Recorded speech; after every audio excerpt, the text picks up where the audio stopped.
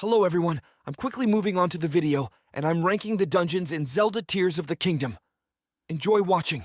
The Wind Temple stands out as a pinnacle of straightforward and effective dungeon design within the Tears of the Kingdom game. Its structure, a colossal floating vessel encircled by smaller ships, seamlessly integrates ice and wind motifs. Designed with simplicity and solidity in mind, this dungeon achieves a harmonious blend of elements. The Wind Temple is intentionally crafted to be one of the initial dungeons players encounter, offering a relatively low difficulty level and the valuable assistance of the Sage Ally. This strategic placement ensures a smooth introduction for players, setting the stage for their journey.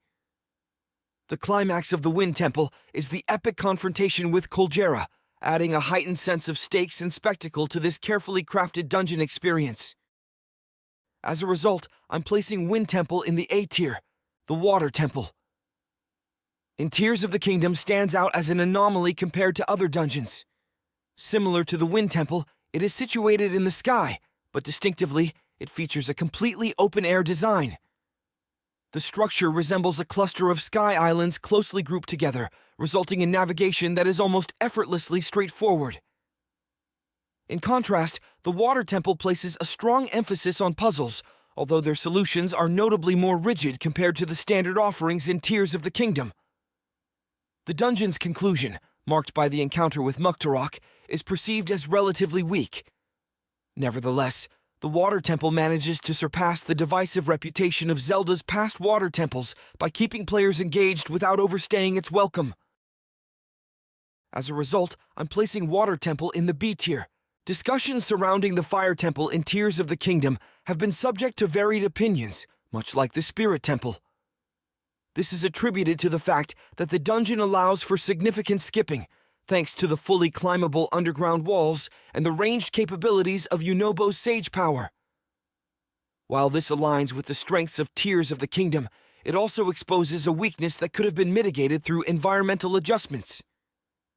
Nevertheless, actively participating in the minecart and lava flow puzzles within the temple offers an enjoyable exploration experience, despite the challenges associated with the temple's size and locating objectives. Despite its flawed boss encounter, the Fire Temple introduces a welcome return of the Goma to the Zelda series. As a result, I'm placing Fire Temple in the A tier. The Lightning Temple in Tears of the Kingdom stands out as a true embodiment of the word temple. Housed within a pyramid, this ancient structure captures the essence of a classic Zelda dungeon. Each pathway unfolds with traps, blocks, and reflective mirrors, showcasing Tears of the Kingdom's distinctive blend of openness in both navigation and puzzle solving. This delicate balance is not consistently achieved in every temple, making the Lightning Temple particularly praiseworthy. The surprise entrance of the boss adds to the overall appeal of the temple, and the only drawback lies in the challenge of keeping Riju close enough to utilize her Sage Power, introducing an element of tedium.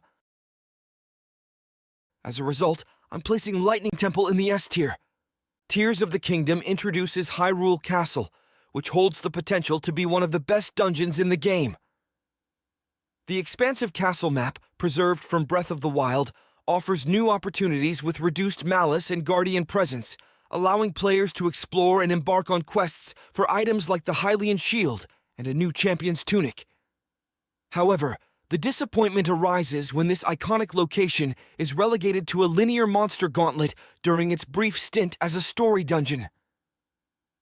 Witnessing the crown jewel of Breath of the Wild's dungeons undergo such simplification is disheartening.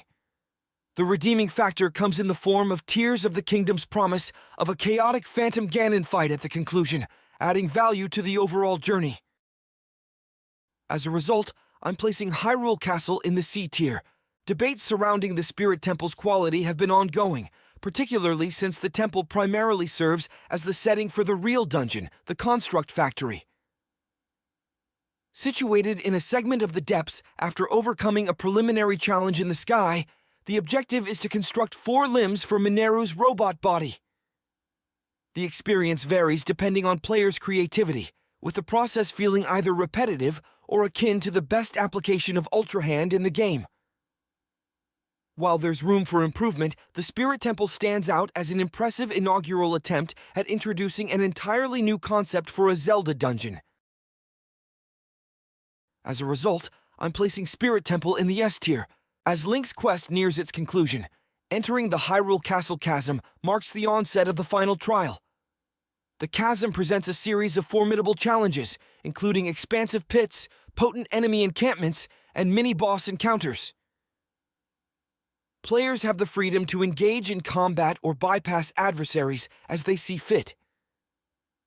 While this dungeon may be the most linear in the game, it adheres to Tears of the Kingdom's strengths by emphasizing resourcefulness as the paramount tool for success. The standout feature that elevates this dungeon is Demon King Ganondorf, who holds the distinction of being Tears of the Kingdom's premier boss. Despite lacking the notable elements found in Breath of the Wild's Hyrule Castle, Ganondorf's presence ensures that this dungeon maintains its appeal. As a result, I'm placing Hyrule Castle Chasm in the B tier. The video ends here. In your opinion, which is the best dungeon in Zelda Tears of the Kingdom? Write in the comments and let's discuss. See you in another video.